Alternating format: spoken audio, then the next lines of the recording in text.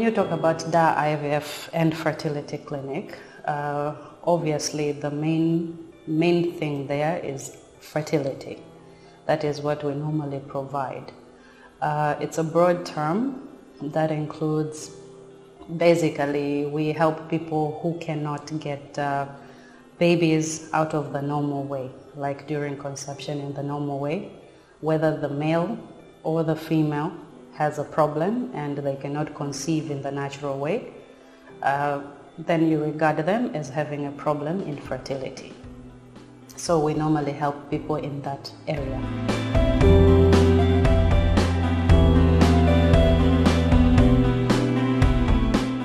Now, IVF, it's in vitro fertilization. So basically what we normally do, we replicate what needs to be done naturally. You get the sperm and you get the egg and you combine them together. We have a lab for that. And once you make those embryos, the combination of the egg and the sperm is called embryo, that tiny baby, and then we insert it back into the woman's uterus. So that is, in short, it's IVF.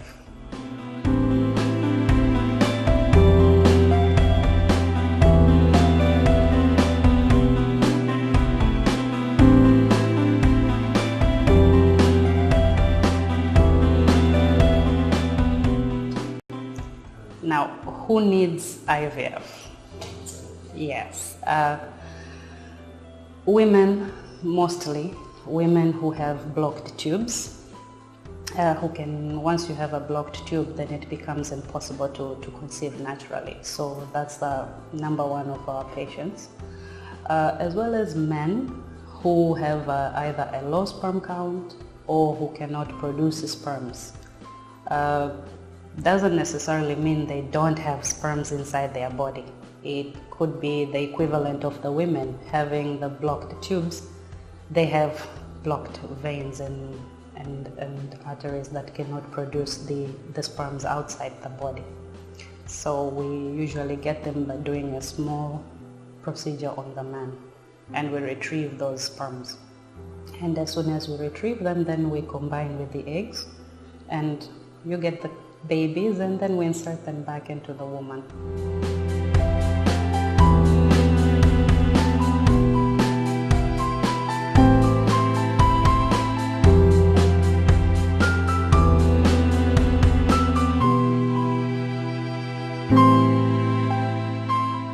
We are the first one to have performed an IVF procedure in Uganda.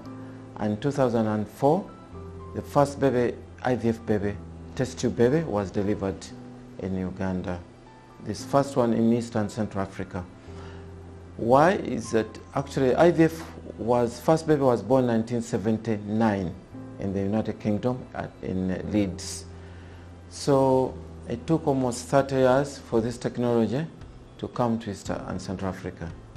Actually, it had started here in Kenya in 1995. There were about 6 IVF clinics, and in Tanzania there were about 3 from 1995. But until I came here, none of those clinics had actually produced a baby through IVF because we are failing. I think they're just technical problems. So when I came in 2004, I helped one Kenyan doctor who had failed many times. He was actually working for almost 10 years, no baby. So you can imagine the amount of disappointment himself and the patients. So I taught him something, and now he has a good, successful clinic.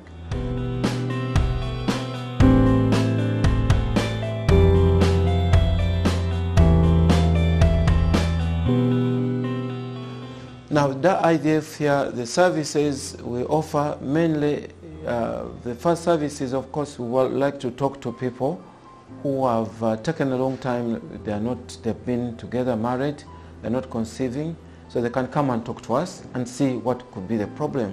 Sometimes it's a very simple problem, which doesn't need any medicine, nothing, but just to talk to us. Then the other services with men with low sperm count. There are men who have got low sperm count, who can identify it and be able to boost the sperms and help them. There are some men also who have got problems, impotence, this sort of thing. We can also advise them what to do. Then comes to women who cannot conceive. We discover what's the problem, and we can either do IVF or IUI. IUI means intrauterine insemination, where the sperms are very few, we can boost them and then inject, and then some of them become pregnant.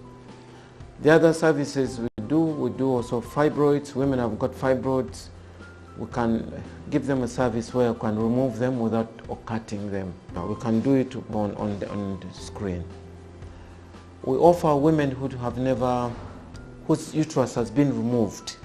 I know some young women here who, when they're having a baby, the uterus is removed because they were bleeding too much, and then you find they are married, very young couple, no kids. So we can use surrogacy, where we can rent another woman's womb, and we've helped so many women. Our oldest patient is 55, and we have many 52, 49, 46, and so many. In sex selection, there are some people who come, look, I've got five girls, I want a boy. A boy is not coming. So we can try to help them to have boy, and vice versa. Somebody has got boys and they want to balance, so we can get them a girl. And most importantly, sickle cell disease is a very common problem among black people. In Uganda, it occurs in about 20% people who are carrying the gene. Here in Tanzania, it's a little bit less, but maybe 10. But children who are born by people who are carrying sickle cell, the children usually may never go beyond the age of 15. 90% die. So, and when the child is affected, the parents spend most of their time, maybe 5 times a year in the hospital. So we can now have a technology where we can actually treat this couple by making babies who are not affected before they become pregnant. So we have a wide range of services, and I think we are the best in East Africa.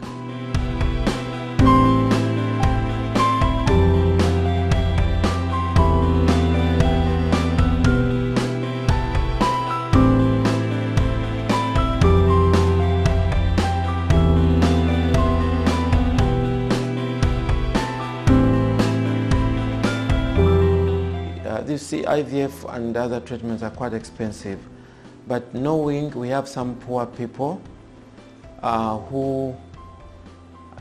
peasants basically, who have been married for a long time, and then they don't have money. So we do extend our hand to some community to help these people. Every year we treat about 10 patients free of charge. So that's taking back to the community.